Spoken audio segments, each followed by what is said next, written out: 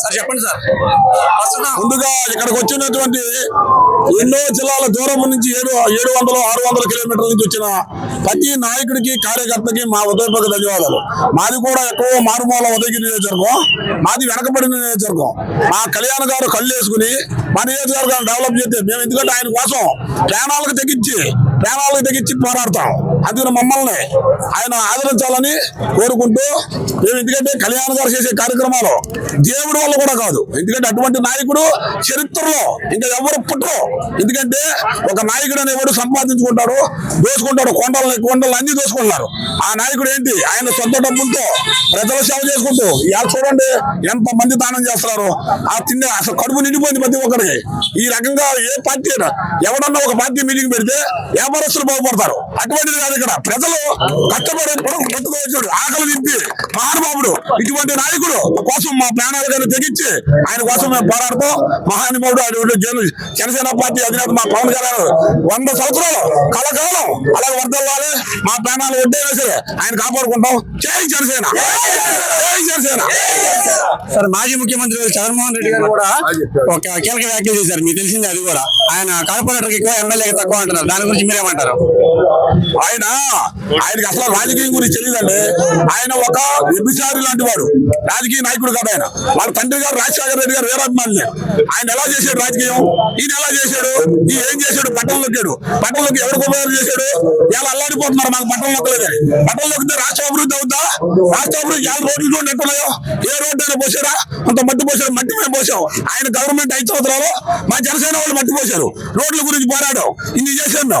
ఆయన ఏమి చేయకోకుండా కార్పొరేటర్కి ఎక్కువ, నువ్వేమైనా ఎమ్మెల్యేకి తక్కువ అంటే ఈయన ఎమ్మెల్యే ఎలా గెలిచాడు? ఎమ్మెల్యే వాళ్ళ నాన్నగారి పేరు మీద గెలిచాడు. ఈయన కష్టపడి గెలిచాడు.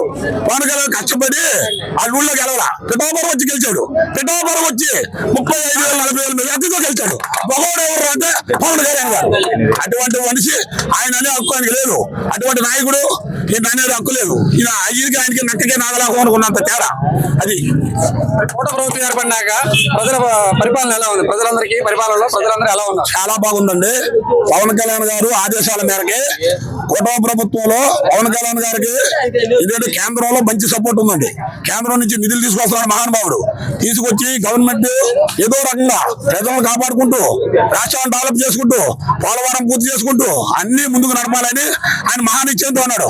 అదే దానికి నారా చంద్రబాబు నాయుడు గారు మన ముఖ్యమంత్రి గారు ఆయన కూడా కట్టుబడి కార్యక్రమాలు చేసుకుని ఎంతమంది ఎన్నో అనుకున్నా కూడా ఆయన ఏ దానికి తగ్గకుండా చంద్రబాబు నాయుడు గారు కూడా మన డిప్యూటీ సీఎం పవన్ కళ్యాణ్ గారికి సపోర్ట్ చేసుకుంటూ రాష్ట్రాన్ని ముందుకు తీసుకెళ్ళడానికి సిద్ధంగా ఉన్నారు. మేము కూడా మా కళ్యాణ్ గారు బాగా నడుచుకుంటూ 5 సంవత్సరాలు కాదు 10 ఆయన ఎన్ని సంవత్సరాలు చెప్పాలంటే అన్ని సంవత్సరాలు ఆయనకి ఎదురు చెప్పకుండా మేము పని చేస్తాం. జై జనసేన. సాయంత్రం ప్రసంగంలో పవన్ కళ్యాణ్ గారి ప్రసంగం ఎలా ఉండబోతుంది అంటారు? పవన్ కళ్యాణ్ గారి ప్రసంగం అంటే కార్యకర్తలు కానీ నాయకులు కానీ ఎటువంటి సూచనలు ఇవ్వబోతున్నారు? కార్యకర్తలు ఉత్సాహంతో ఉన్నారు. గెలిచి ఉన్న గవర్నమెంట్ మనం పని చేస్తున్నాం, చాలా బాగుంటది. అది బ్రహ్మాండమైన ఉపన్యాసం ఇస్తారు. మంచి నాయకుడు. అటువంటి నాయకుడు ఇప్పుడు ప్రసంగం వినాలని మేము 700 కిలోమీటర్ల నుంచి వచ్చింది. కారణం ఏంటంటే గెలిచి ఉన్నాడు. నేను టీవీలో చూడొచ్చండి, ఇది చూడకూడదు. మేము నాయకుడు డైరెక్ట్ చూడాలి. సార్ దగ్గరికి వెళ్ళాను, కానీ ఆయన అభిమానం అట్టాది. అన్నం ఉన్నా లేకపోయినా, నిద్ర ఉన్నా లేకపోయినా ఆయన కోసం అహర్నిశలు పోరాడతాం. మహానుభావుడు ఆయన కోసం ఎప్పటికీ నేను చచ్చిపోయేదాకా ఆయన కోసం పోరాడతాం. 11 సంవత్సరాలు పోరాటంలో ఇప్పుడు విజయోత్సవంలో మేము ఇప్పుడు 12వ ఆవిర్భావ సభ ఘనంగా చర్చిస్తామని జరుపుకుంటున్నాం. ఆ విధంగా నెల్లూరు జిల్లా నుంచి అజయ్ గారు నాయకత్వం, ఉదయగిరి నియోజకవర్గంలో కాజీ నాయకత్వంలో మేము వేల మంది 700 కిలోమీటర్ల నుంచి ప్రయాణించి ఈ యొక్క ఎండను కూడా ఎండను కాదు, గాలిని కాదు, అగ్ని కాదు, దేన్ని లెక్క చేయకుండా మేము పవన్ కళ్యాణ్ గారి యొక్క స్పీచ్ ని వినేదానికి, దగ్గర నుంచి ఆయన కలుసుకునేదానికి ఎంతో ఉత్సవంతో వచ్చినాము. నా పేరు గుండాపతి రామూర్తి అండి. ఎక్కడి నుంచి వచ్చారు సార్? జల్లింక్ మండలం సార్. ఓకే. నెల్లూరు జిల్లా జల్లింక్ మండలం. సార్ ఏంటి సార్ ఇప్పుడు ఈసారి ఆవిర్భావ సభ జరుగుతుంది ఇక్కడ? అవును సార్. లాస్ట్ టైం ఆవిర్భావ సభకి ఈ ఆవిర్భావ సభకి ఉన్న తేడా ఏముంటుంది? నిజంగా చెప్పుకోవాలంటే కళ్ళల్లో ఆనంద బాష్పాలు వస్తున్నాయి సార్. ఈ జన సందోహాన్ని చూస్తుంటే మేమే కాదండి, ఎంతమంది ఈ దేశ ప్రజలంతా దేశంలోనే ప్రతి ఒక్కరు ఈ ఆవిర్భావ సభ గురించే మాట్లాడుకుంటున్నారు. అదే విధంగా ఈ రోజు కరెంట్ కానీ ఆ టైంకి కరెంట్ పోయినా కానీ కరెంట్ స్టేషన్ అయినా కొట్టేసే పరిస్థితుల్లో ఈ రోజు రాష్ట్ర ప్రజలు దేశ ప్రజలు ఉన్నారు. సార్ ఓకే సార్, అయితే మీరు అంతా బాగుంది అని చెప్పి అంటున్నారు. అవును సార్. పవన్ కళ్యాణ్ గారు పంచాయతీ రాజ్ శాఖ తీసుకున్న తర్వాత గ్రామాలన్నీ కూడా అభివృద్ధి చెందాయని చెప్పి అంటున్నారు. మీకు ఎలా అనిపిస్తుంది? అడవులలో గాని ఆయన ఆయన గెలవక ముందు మాట ఇచ్చారు, ఆ మాటని నిలబెట్టుకోవడానికి కూడా పోయి అక్కడికి నడిచిపోయాడు. అక్కడికి నడిచి కూడా పోయి కొండలో గుట్టల్లో వాటిలో కూడా రోడ్లు వేపించి ఇదిరా ప్రభుత్వం, ఇదిరా గవర్నమెంట్ చేయాల్సిన పనులు అని చెప్పి అతను నిరూపించారు సార్. 30 సంవత్సరాల నుంచి అయినాయి. 30 సంవత్సరాల నుంచి పథకాలు అన్ని కూడా అందుతున్నాయి సార్ మీకు? కావాల్సింది పథకాలు పైగా అన్ని అంటే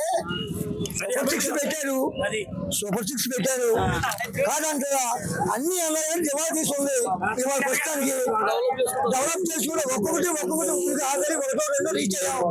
కంపల్సరీగా చంద్రబాబు నాయుడు గారు కానీ కూటమి ప్రభుత్వం రీచ్ అవుద్ది. అన్ని పథకాలకి రీచ్ అవుతాం పక్క.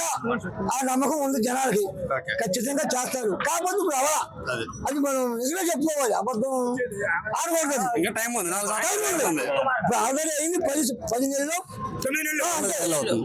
ఆయన కూడా గత ప్రభుత్వం కూడా 9-10 నెలలకే చేసింది. వాళ్ళు గుడ్డ దించుకుంటే పని అవదు, గుడ్డ దించుకోకూడదు. అవుద్ది, ఓపి పట్టాలి. ఓపి పట్టకపోతే ఏమంటారు, ఓపి పట్టకపోతే బట్టలు తిరిగిపోతాయి. ఖచ్చితంగా ఓపి పడతారు, చేస్తారు.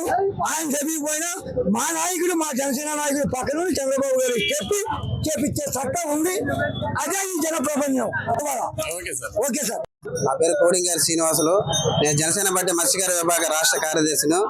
ముందుగా కావలి నియోజకవర్గం మా అలగారి సుధాకర్ గారికి ధన్యవాదాలు. ఎందుకంటే కావలి నియోజకవర్గం నుంచి కాకినాడ జిల్లా పిఠాపురం నియోజకవర్గంలో చిత్రాడ గ్రామంలో జనసేన 12వ ఆవిర్భావ సభకి మా కావలి నియోజకవర్గం నుంచి బస్సులు ఏర్పాటు చేయడం జరిగింది.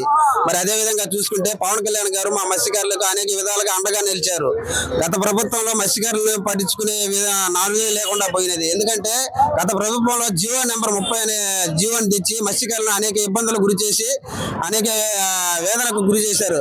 దాన్ని ఈ ప్రభుత్వం రాగానే మా పవన్ కళ్యాణ్ గారు మొదటి రోజే దాన్ని చించివేయడం జరిగింది, జీవోని క్యాన్సిల్ చేయడం జరిగింది. మరి అదే విధంగా మత్స్యకార వృత్తి గత ప్రభుత్వంలో 10,000 మత్స్యకార వృత్తి కుటుంబానికి ఇచ్చేది. అది కూడా 20 లక్షల కుటుంబాలు ఉంటే 1 లక్ష కుటుంబానికి మాత్రం మత్స్యకార వృత్తి ఇవ్వడం జరిగింది. దాన్ని కూడా ఈ ప్రభుత్వంలో ప్రతి ఒక్కరికి రేషన్ కార్డు ఉన్న ప్రతి ఒక్కరికి కూడా వృత్తి ఇవ్వడం జరుగుతుందని దీనికి సంబంధించిన బడ్జెట్ కూడా కేటాయించడం జరిగింది. మరి అదే విధంగా పంచాయతీ రాజ్ శాఖలో మన పవన్ కళ్యాణ్ గారు డిప్యూటీ సీఎం వండి తెచ్చారు. ఎందుకంటే ఒకేసారి రాష్ట్రంలో ఒకేసారి గ్రామ పంచాయతీలో గ్రామ సభలో 13,363 గ్రామ సభలు ఒకేసారి నిర్వహించి గిన్నీస్ బుక్ ఆఫ్ రికార్డు చోటు చేసుకున్న రికార్డు మా పవన్ కళ్యాణ్ గారిది, మా నాయకుడిది. మరి అదే విధంగా పోలవరం నిధులు కానీ, స్టీల్ ప్లాంట్ వైజాగ్ పోలవరానికి అమరావతి నిధులు కానీ, ఇవన్నీ కూడా నిధులు తేవడంలో మా పవన్ కళ్యాణ్ గారి కృషి ఎంతో ఉంది. అది అందరికీ తెలిసిన విధమే.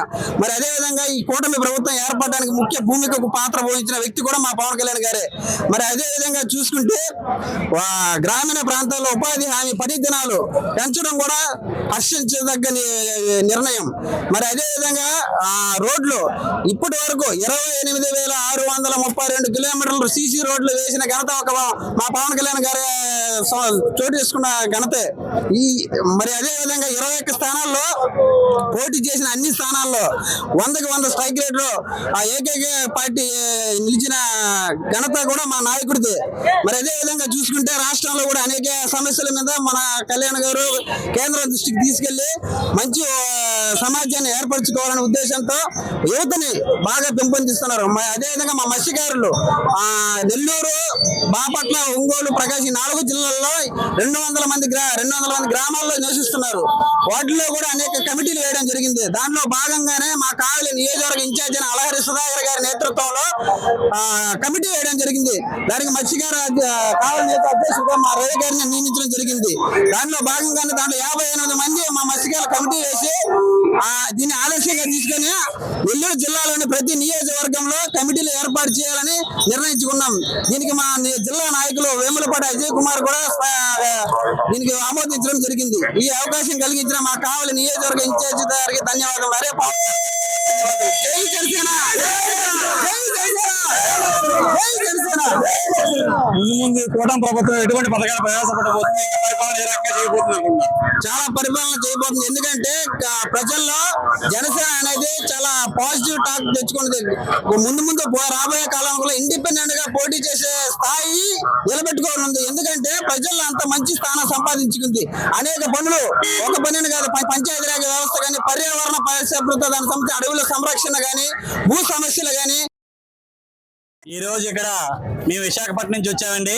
వైజాగ్ నుంచి అంత దూరం నుంచి వచ్చాము. ఇక్కడికి వచ్చి చూస్తే ఇది ఒక తిరణాలు, సంబరాలు, ఉత్సవాలు అనకూడదు. భూమి వీలిందా, నేల పగిలిందా అన్న దైనంగా ఉంది ఇక్కడ.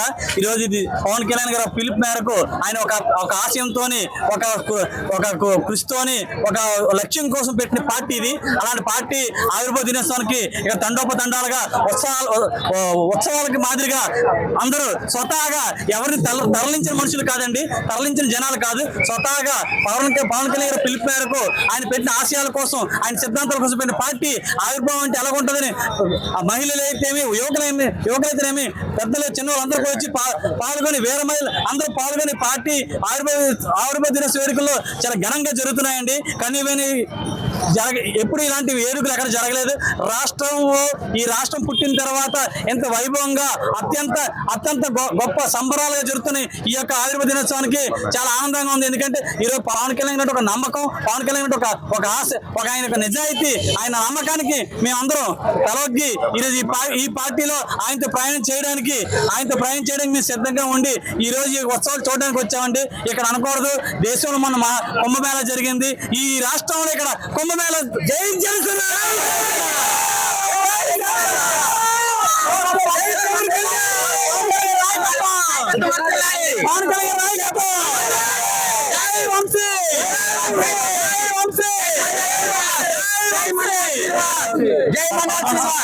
సార్ 11 సంవత్సరాలు కష్టపడిన తర్వాత ఇది 12వ ఆవిర్భావ సభ జరుపుకుంటున్నారు కదా, దీన్ని ఎలా చూస్తున్నారు? దీనికంటే ప్రత్యేకత ఉంది సార్.